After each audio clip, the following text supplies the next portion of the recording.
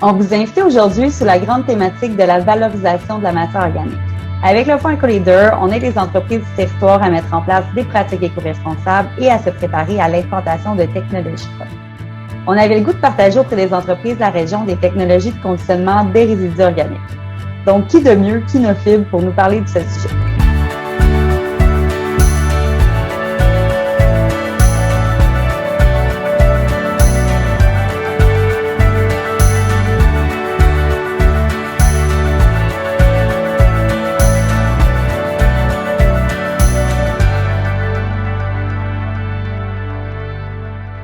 Donc, tout d'abord, j'aimerais ça m'entretenir avec Jean-Philippe Jacques, qui est directeur.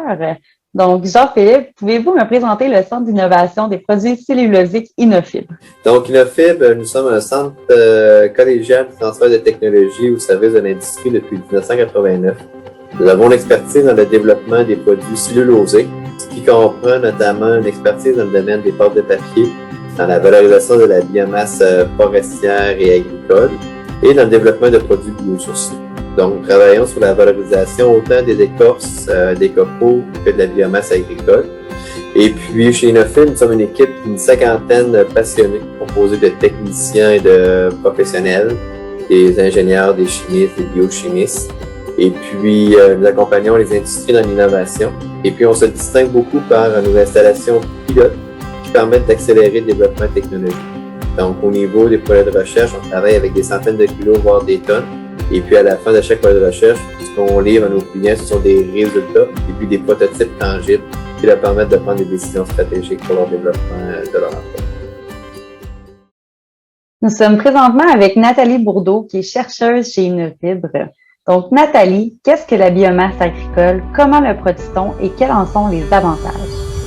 La biomasse agricole, c'est en fait une biomasse qui a été cultivée dans les champs, qu'on veut valoriser, soit un résidu qui n'est pas actuellement utilisé ou encore la plante entière. On peut parler de résidus, par exemple, d'asclépiade, de lin, de chanvre, suivant leur transformation pour la fibre textile, ou encore ça peut être des plantes entières comme le panier érigé.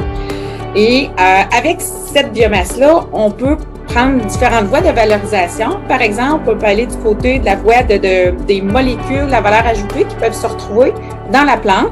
On peut vouloir aller chercher et envoyer ça pour des marchés au niveau de la cosmétique, pharmaceutique. Ou encore, ça peut être la voie des matériaux. Donc, on va utiliser la fibre comme telle, qu'on peut raffiner pour en faire une pâte, pour faire des emballages en pâte cellulosique. Ou encore, on prend la fibre plus brute et on peut en faire des panneaux thermoformés pour différentes applications, comme par exemple des palettes de transport. Nous sommes maintenant avec Adil Zeroni, qui est chargé de projet chez Inofib. Alors, Adil, pouvez-vous me dire qu'est-ce que le biochar, comment le produit-on et quels en sont les avantages environnementaux? Il s'agit d'un charbon végétal obtenu par un procédé de conversion thermochimique de la biomasse.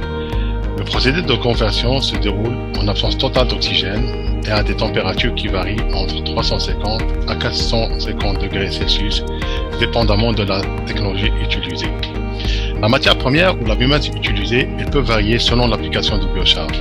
On peut utiliser de la biomasse vierge comme du bois forestier, on peut utiliser des résidus forestiers comme des copeaux de bois ou des résidus de la deuxième, de troisième transformation du bois comme la sciure.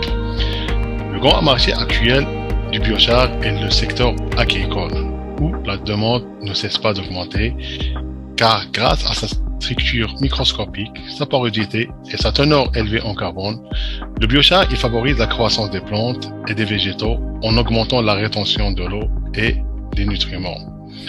Du point de vue économique, le biochar est un produit de très faible coût, car la matière première utilisée, c'est des résidus forestiers et le procédé qui est utilisé, et c'est un procédé qui est exothermique, car c'est lui qui génère l'énergie. Sans oublier que le biochar est un produit de très faible empreinte environnementale.